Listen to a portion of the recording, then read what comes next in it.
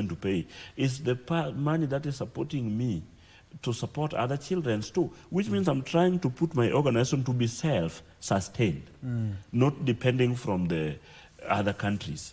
If you go back to the community, that is now pure charity. I've been building houses. I think I've built over 5,000 homes to the widows. This is pure charity. It has nothing for return when it comes to cash. Yeah. But it's having the biggest return ever because having the blessings from God. And these blessings is what keep me going and making my all other projects to progress. Because I depend that only God can do what God has done to our institution. So that is how I've been managing my program. And I believe I am a Kenyan who was born in Kenya, who is living in Kenya. If I can do it best, then any other Kenyan can do it best. But what is killing us is selfishness. I must have what everybody doesn't have. I must own this. You cannot own a country. We are here for less than 90, 100 years. After owning it, where are you going next? So there's a point that is missing in our life cycle, that even if we have everything, we're still going to leave everything. So instead of leaving everything in the hands of those who cannot manage it better, then have nothing, but have everything, but leave it in the hands of somebody who can leave it better. Who can manage it better? The orphan, the widow, the vulnerable. If you build them a house, you take them to school, you treat them when you are sick. You empower them. You empower them. Last month I was doing several and comprehensive medical camps where we did even some surgeries and other technical programs. We were running a medical camp with some people from the United States. I welcomed them here. When they came, we see many patients for free. We brought medicine, we brought doctors. We worked here in Kibera, we worked in Bomet, we worked in Noma Bay County. You see, those are the benefits of when you are trusted with anybody who is funding you. Right. Whether it's a tax collector funding you, because we're funding this government with the whole program through our pocket, they should be transparent to use our money wisely. All right. And of course, you'll be telling us how you ensure that you audit your project, because you're not working alone. You audit your project and that no money is looted or even is lost. Let's look at, there's a story that you gave the last time, is that you picked up a young lady who had been raped and left in the forest, and now you have already now transformed her. What types of psychosocial support are you giving this? There are some children who come there who have been raped, some who have been abused, some who have been in a very bad relationship back home.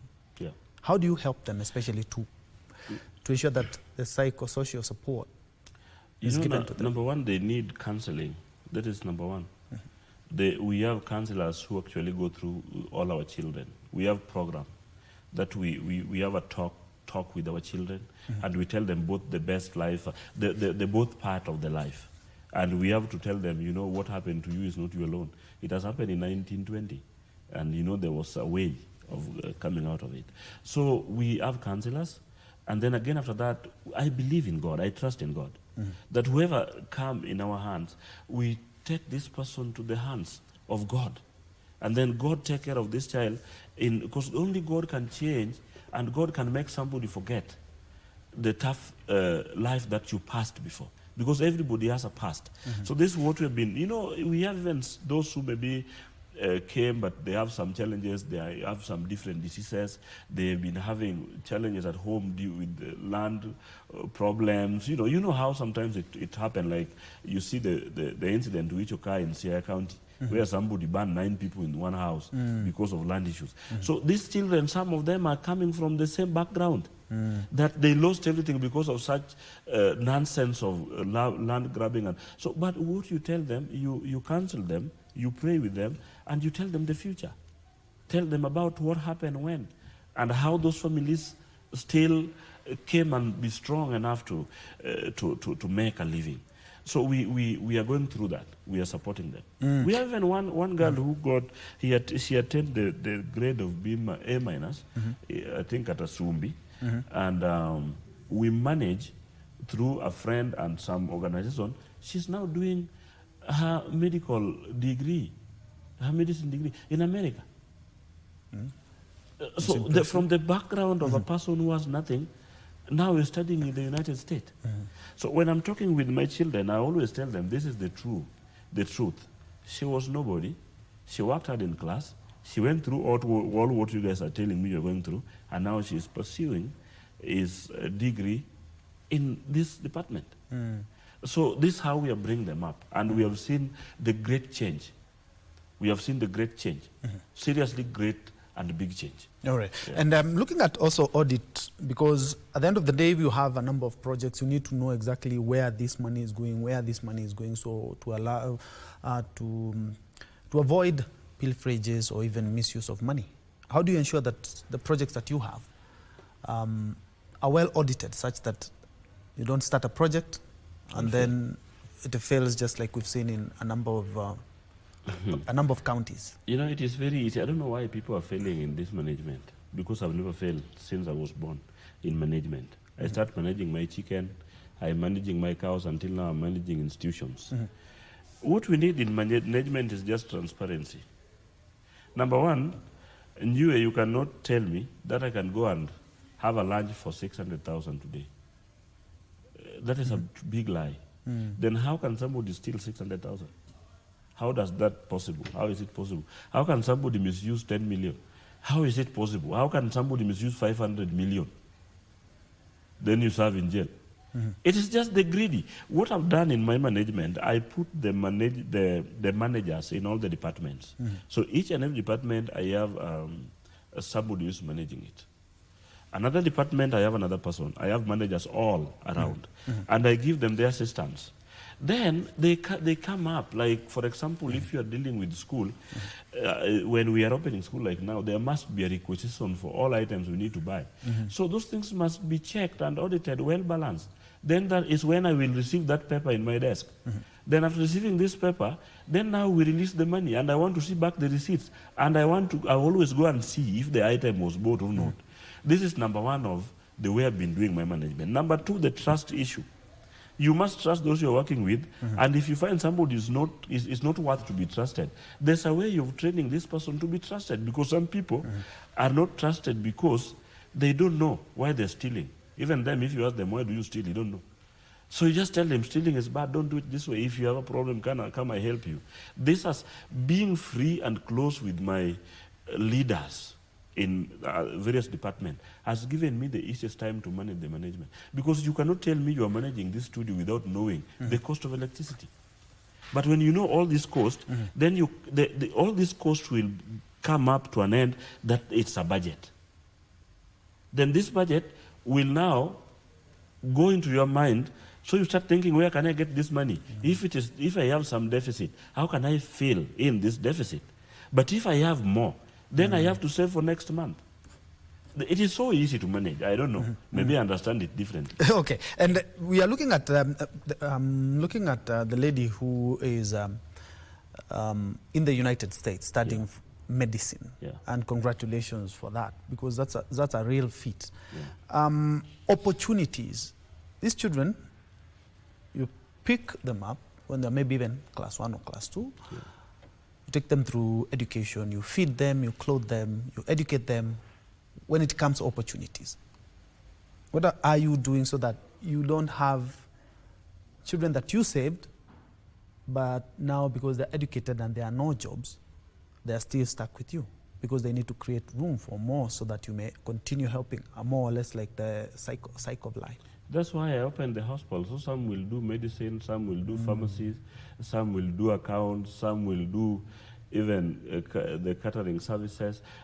You know, I start thinking way before they start going to school, because I know there's no job in Kenya. And that's why you can see we can take some to learn medicine in the United States.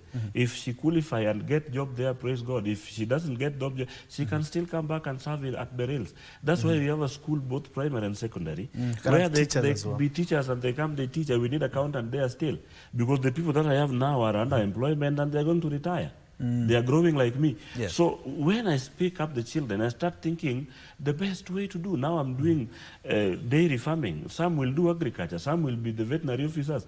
So whatever I'm starting because of the children that I'm supporting. So tomorrow after the school already there's a job which they're going to do. And they will keep on going like that. And we shall have branches. I don't want to depend on what the government is going to put in place. I am putting all these things to make. Like now, I'm running a pharmaceutical in town, Ugis, which means if I get a farm tech or a pharmacist, there's an open an opportunity that we can open several pharmacies that we need, and then we employ these children. Yeah. So in my package, I'm okay. Okay. Yeah. I even shipped a container with tools, welding tools, carpentry the technical tools, courses. In fact, I'm opening a technical training school as soon as possible, so that we can train plumbers, we can train electricians, we can train those who make these furnitures, we can train welders. So in my side, mimi nimejipanga.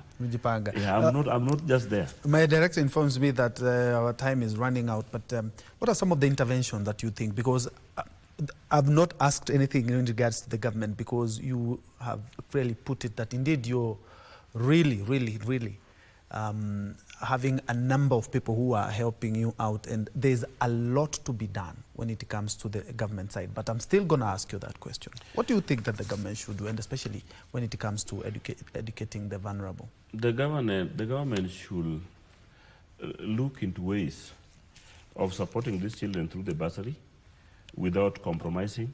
They should be number one, because they know the number. They have been doing their numbering all year.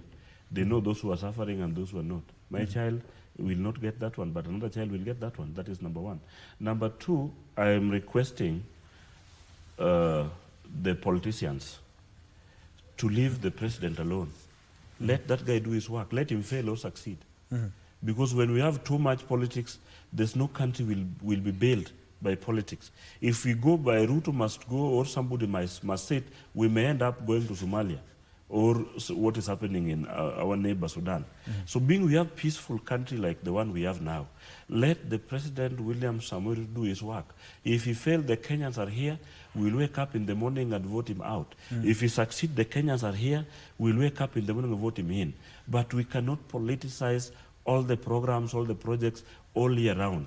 So that is my word to the Kenyans. We better focus on supporting the people. Even the politicians who are just making a lot of noise, they can wake up and say we want to help the vulnerable, because these people, they are in our backyards. So, and they are suffering in our backyards, while we are purporting to say we want new Kenya. There's no new Kenya. The Kenya we are is this one. We made our decision last election. Let us leave these people to work. Your final words. I'm quite sure the kids that you help on Homa Bay are watching. Maybe you can talk to them in 10 seconds. To our children in the country and those who are vulnerable as well. Those who are coming from Homa Bay and the whole country, I am advising you that you cannot make it in life if you are lazy.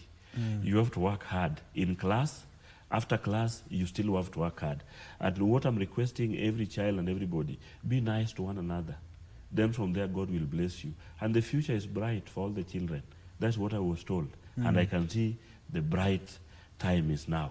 So let us just work out together and make sure that we do good in our education and we maintain the relationship between us and our parents, and with the maximum respect. Thank you so much. Newton Ogada, well said, is a philanthropist, is also a governance and leadership expert, and is also the director of God Will Provide. He has been for 4 years helping out the most vulnerable in the society when you talk about the orphans and also the widows, with a number of projects, including matters health, education, and as he has rightly put, that is thinking of empowering them with technical skills. He wants to think about a technical and vocational center. Indeed, that's why we put a cap on matters education, and especially for the vulnerable. This whole week we'll be looking at matters education because it's back to school. But many thanks indeed for joining us since we started here at 10 a.m.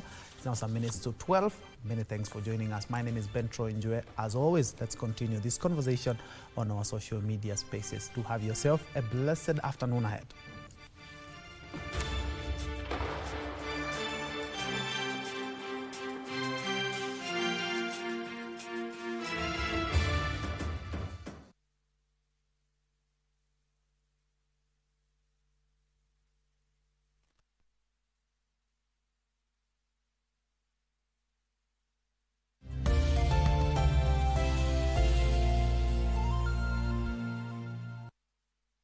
Today, we're talking all about cutting-edge tech for blind and visually impaired people. Almost 300 million worldwide are affected, and most of them develop their condition over the course of their lives. So it could, in theory, affect anyone. But how can tech help? Let's find out on Shift.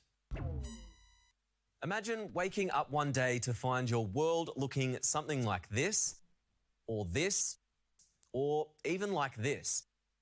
People with visual impairments see the world differently and often have to learn new ways of navigating it. They might rely on others or on tools like walking canes. Braille is also especially helpful. But recent advances in AI might add one or two more to that toolbox, like this very special guide dog. Robot dogs, soon to be taking the lead in the guide dog world. In theory, they can do just about everything their furry counterparts can. Only this quadruped doesn't get distracted. No brakes, and it can be shut off when not needed. Navigating via sensors and cameras, the robodog can even identify traffic lights.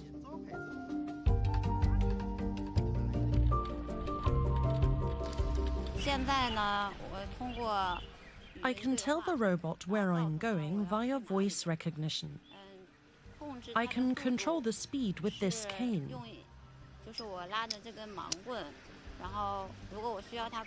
If I need it to go faster, I just push it all the way forward. If I need it to slow down, I just pull it back and it will adjust.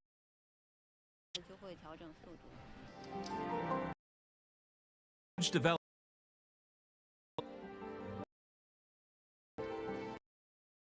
100 guide dogs, but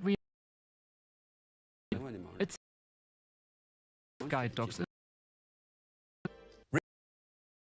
For the blind, China, however, at the Scotland, navigate